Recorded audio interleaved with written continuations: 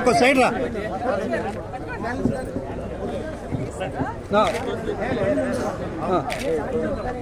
बाबू claps కొట్టండి claps claps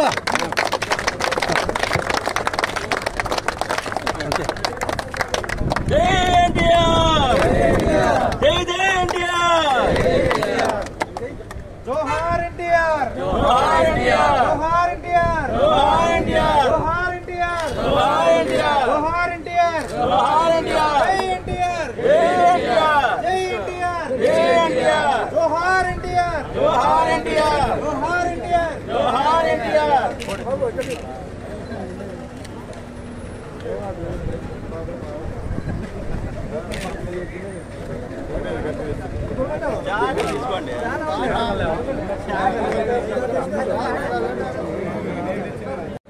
చేసుకున్న అదృష్టం. ఎందుకంటే ఆ రోజు ఒక్క మాట అన్నారు అన్నగారు, పేద ప్రజలకు పట్టెడన్నం పెట్టలేనప్పుడు ఈ రాజకీయం ఎందుకన్నారు. అదేవిధంగా ప్రభుత్వాన్ని పెట్టే ప్రభుత్వం రాగానే 2 రూపాయల కిలో నియమించి పేద ప్రజలు కడుపు నింపిన ఘనత అన్నగారిది. మరి అదే రకంగా ఈ రాష్ట్ర ప్రజలకు ప్రతి ఒక్కరి ఇంట్లో ఏ దేవుడి ఫోటో ఉంటుందో లేదో కానీ మన విశ్వవిఖ్యాత స్వరూపం నందమూరి తారక రామారావు అన్నగారి ఫోటో ఖచ్చితంగా ఉంటుంది. అది అన్నగారు చేసిన ఘనత. ఈరోజు మనం చేసుకుంటున్నామంటే మన తెలుగు ప్రజల మరి అదృష్టంగా భావిస్తున్నాం. మరి ఈ అవకాశం ఇచ్చినందుకు అన్నగారు చాలా చెప్పాలి, ఎంత చెప్పినా తక్కువే. Thank you very much sir. 1923 మే 28న నిమ్మకూరులో జన్మించినటువంటి రామారావు గారు తన విద్యాభ్యాసాన్ని మరి విజయవాడ అలాగనే గుంటూరు క్రిస్టియన్ కాలేజీలో కంప్లీట్ చేసిన తర్వాత మరి అప్పుడు మద్రాసు ప్రెసిడెన్సీలో ఉన్నటువంటి మనం మరి పబ్లిక్ సర్వీస్ కమిషన్కి అపియర్ కావాలంటే ఆ తమిళనాడు పబ్లిక్ సర్వీస్ కమిషన్ నుంచి అపియర్ అయ్యేవాళ్ళం. మరి ఆ క్రమంలో మొదటగా రామారావు గారు మరి సబ్ రిజిస్టర్గా ప్రభుత్వ ఉద్యోగాన్ని పొంది మరి ప్రస్తుతము మరి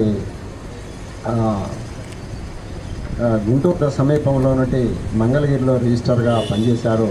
మరి ఆ ఉద్యోగంలో తను కొన్ని సమస్యలు ఎదుర్కొనడం మూలంగా మరి ప్రభుత్వ ఉద్యోగాలు వారసత్వం కంటే కూడా ఇండివిజువల్గా బతకాలనేటువంటి క్యారెక్టర్తో మరి తాను మద్రాసుకి వెళ్ళి మనదేశం అనేటువంటి సినిమాలో మొదటగా నటించడం, ఆ తర్వాత మనందరికీ తెలుసు కాలభైరవి అనేటువంటి చిత్రం మరి రామారావు గారికి ఒక గొప్ప విప్లవాత్మకమైన కాలభైరవి మరి విప్లవాత్మకమైన మార్పు తీసుకురావడము జరిగింది. ఆ తర్వాత కూడా రామారావు గారు మరి బాగా వక్తలు చెప్పిన ఎన్టీఆర్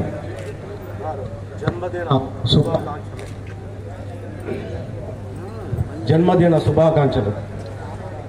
ఎన్టీ రామారావు గారు మనకు చేసిన మేలులు పెద్దలు కూడా మాట్లాడినారు. అదేవిధంగా ఈరోజు ఆయన మరి మన యూనివర్సిటీకి చేసిన ఘనతను మనం ఈరోజు స్మరించుకోవాల్సిన సమయం వచ్చింది. కాబట్టి ఫస్ట్ రెండోసారి ఎబెల్ వైస్ ఛాన్సలర్ గారు వచ్చిన తర్వాత ఎన్టీ రామారావు గారు ఆయనకి సెకండ్ టైం వైస్ ఛాన్సలర్గా ఇచ్చారు. అదేవిధంగా 80 మందికి టీచింగు, 80 మందికి నాన్ టీచింగు, దాదాపు హాస్టల్లో కూడా 80 మందికి మా రెగ్యులర్ చేశాడు, రెగ్యులర్ పోస్టులునే చేశారు. అది మరి ఎన్టీ రామారావు గారు మనకు ఇచ్చిన అవకాశం. కాబట్టి ఇంత జనాన్ని మనము ఈరోజు ఉన్నామంటే యూనివర్సిటీలో మరి అది ఎన్టీ రామారావు గారిది. ఈ యొక్క ఘనత ఎన్టీ రామారావు గారిది. కాబట్టి ఆయనకి నేను ధన్యవాదాలు తెలుపుతున్నాను. కాబట్టి చేసినటువంటి ప్రతి ఒక్కరికి కూడా పేరు పేరున నా హృదయపూర్వక నమస్కారాలు, ధన్యవాదాలు.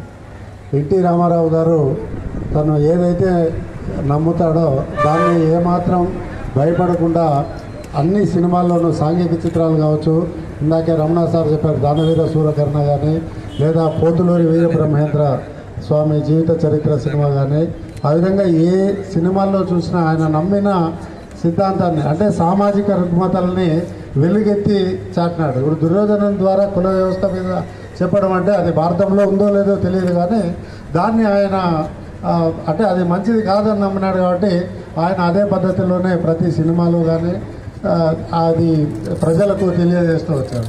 అదే వాటిని రాజకీయ రంగంలోకి వచ్చినాక కూడా వాటిని విప్లవాత్మకంగా ఎన్నో మన పెద్దలంతా చెప్పారు ఇందాక వారు చేసినటువంటి సంస్కరణల గురించి. సో వాటిని కూడా నమ్మాడు. దాంట్లో ఒకటి ఏమంటే వేదం శూద్రులు చదివేదానికి లేని పరిస్థితి. ఎప్పుడు రామారావు గారు వచ్చేదాకా కూడా రామారావు గారు వచ్చినాకనే వేదాన్ని అంటే అఫిషియల్గానే శూద్రులు కూడా చదవచ్చు.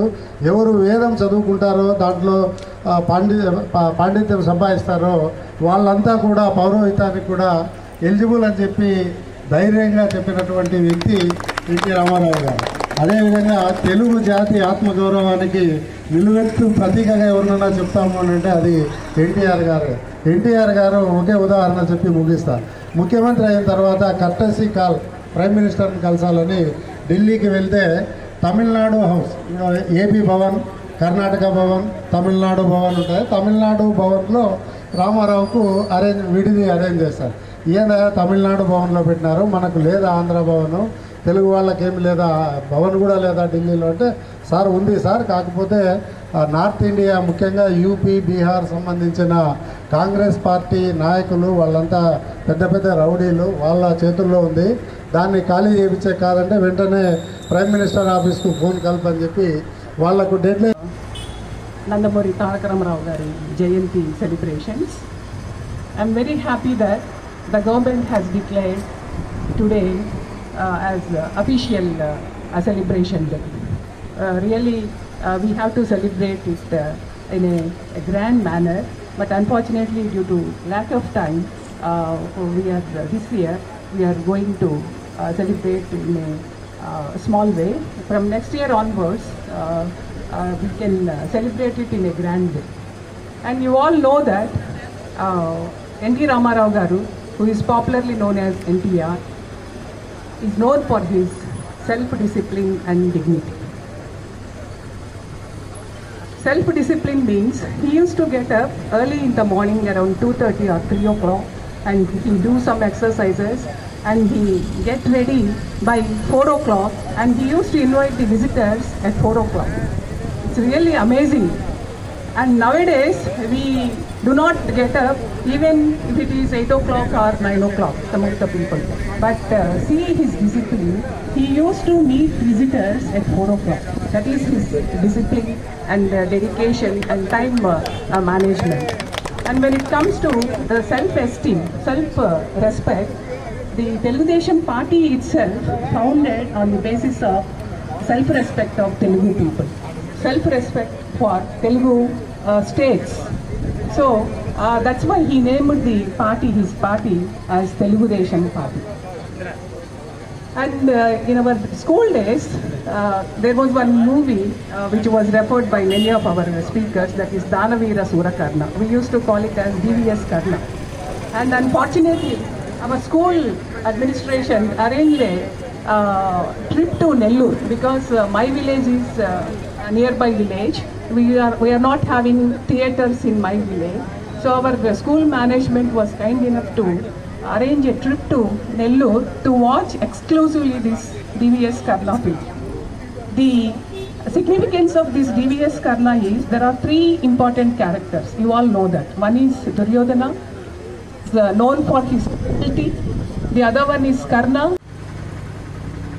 విశ్వవిఖ్యాత నట సార్వభౌమ శ్రీ శ్రీ ఎన్టీ రామారావు గారి పాదాలకు నా శిరస్సు వంచి నమస్కరిస్తున్నందుకు నాకు చాలా గర్వకారణం, చాలా ఆనందం.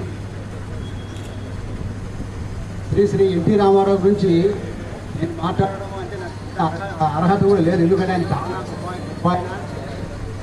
ప్రధానంగా 2 విషయాలు. మీరు రాజకీయంగా ఒక విధము, సినిమా రంగంలో తీసుకుంటే కనుక మీరు ఏ సినిమాని చూసుకోండి, ఆయన ప్రతి సినిమా దాదాపు కులాన్ని కూకటి వేలతో చేసినాడు.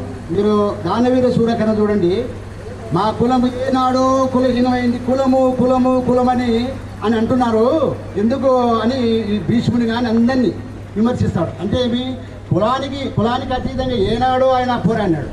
అందుకని మనము శ్రీ శ్రీ ఎన్టీ రామారావు గారి బాటలో నడిస్తే కనుక చాలా మంచిదని నా అభిప్రాయం. Thank you. ఇక్కడికి వచ్చేసిన శుభాకాంక్షలు. చరిత్రలో, తెలుగు జాతి చరిత్రలో మరపలేని మరపరాని రోజు ఏదైనా ఉంది అంటే అది ఎన్టీఆర్ జన్మదినంగా చెప్పుకోవచ్చు. తెలుగువారి గుండెల్లో అన్నగా శాశ్వత చిరునామాన్ని సంపాదించుకున్నటువంటి ఏకైక వ్యక్తి, రాజకీయాల్లో రాణించినటువంటి అపూర్వ శక్తి, తెలుగు తేజం, తెలుగు వెలుగు, తెలుగు కళావ తల్లి ముద్దుబిడ్డ. అటు చలనచిత్ర రంగంలో మినీల ఆకాశంలో ధ్రువతారగా నిలిచి రాజకీయ రంగంలో తనకు ఎదురులేని మనిషిగా, ఇప్పులాంటి మనిషిగా, ఒక డ్రైవర్ రాముడిగా, ఒక అడవి రాముడిగా, ఒక శ్రీకృష్ణ పార్టీలో కానీ అటు పౌరాణిక, ఇటు జానపద, ఇటు సాంఘిక చిత్రాల్లో ఎనలేని మేటి ఖ్యాతిని, విఖ్యాతిని, ప్రఖ్యాతిని, ప్రపంచ ప్రసిద్ధి పొందినటువంటి నటుడు. మరి ఆయన చేయలేటువంటి పాత్ర లేదు. ప్రతి నాయకుడిగా చేయడం అనేది కత్తినేని సాము. ఎవడైనా విలన్ గా ఉండాలని కోరుకోడు, కానీ హీరో అయినా ఆయనే, విలన్ అయినా ఆయనే. మరి ఏకైక నటుడిగా ఈ రోజు ఎందుకు చెప్పుకుంటున్నాం అంటే, తెలుగు జాతి ఎందుకు గర్వపడుతుందంటే, అంతకు ముందున్నంత వరకు కూడా చూసినట్లయితే మద్రాసీగా ఉంటే ఒకరు. మరి 1982లో మార్చి 29న తెలుగుదేశం పార్టీ పెట్టి కేవలం 9 నెలల్లో అధికారంలో తీసుకున్నటువంటి ఘనత ఆయనకి దక్కిందంటలో ఎటువంటి సందేహం లేదు. అప్పటి వరకు ఉండే కాంగ్రెస్ అవినీతికి మారుపేరుగా, అసమర్థతకు మరో పేరుగా, ఢిల్లీ వాళ్ళకు సలాములు కొడుతూ గులాములకు ఉన్నటువంటి చరిత్ర ఉంది. తెలుగు జాతి ఆత్మగౌరవాన్ని తాకట్టు పెట్టినటువంటి సందర్భంలో నేనున్నానని చెప్పి ముందుకొచ్చేటువంటి వ్యక్తి ఎన్టీఆర్. ఆ ఎన్టీఆర్ అనేది నందమూరి తారక రావు అనేది ఒక తారక నామం.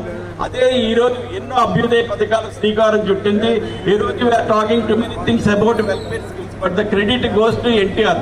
ఈ 2 రూపీస్ పెర్ కిలో రైస్ ఈ రోజు సామాన్యుడికి అన్నం పెడుతున్నాడు అంటే అది కేవలం ఎన్టీఆర్కే చెందింది.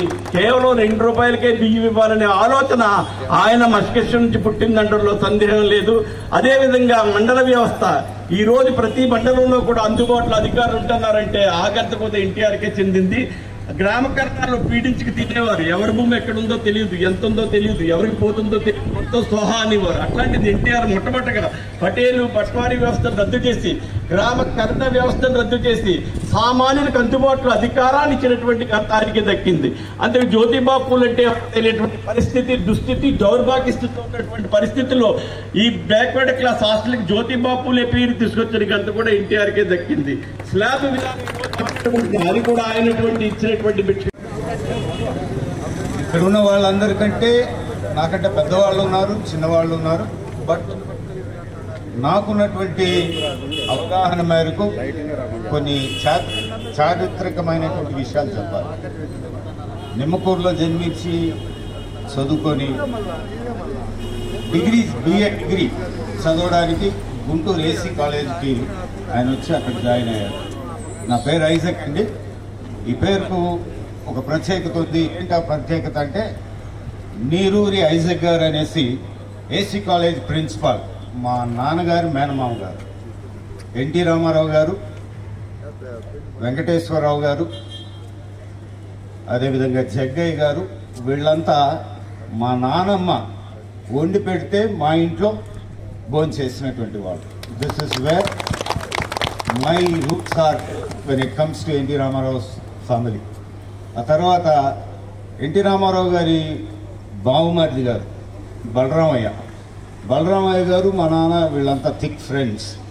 గుంటకల్ రైల్వే ఇన్స్టిట్యూట్లో జరిగేటువంటి డ్రామాస్ అన్నిటికి కూడాను పుండరీకాక్షయ్య, బలరామయ్య, వల్లపూడి మారుతీరావు గారు వీళ్ళంతా జడ్జెస్గా వచ్చేటువంటి వాళ్ళు. మా father also is given to acting. And Pothuluri Veerabrahmendra Swamy చరిత్ర ఆ సినిమా చూస్తే గుంతకల్ వాళ్ళు ఒక 6 డజన్ మంది ఆల్ రైల్వే ఎంప్లాయీసే మాకు బంధువులైన వాళ్ళు ఉన్నారు, మా డాడీతో కలిసి పనిచేసుకున్నటువంటి వాళ్ళు ఉన్నారు. అండ్ ఇంకా ప్రత్యేకత ఏంటంటే, ఒక అబ్బాయి గుడ్డివాడు వేశారు కొప్పది పెట్టుకొని. అబ్బాయి పేరు నాగరాజ్. ఫస్ట్ స్టాండర్డ్ నుంచి 10th క్లాస్ వరకు నా క్లాస్మేట్. ఇప్పుడు తను కాలం చేశాడు అనుకోండి. This is the history. ఇంకా అడిషనల్గా ఏమైనా చెప్పాల్సి వస్తే, కల్చరల్ యాక్టివిటీస్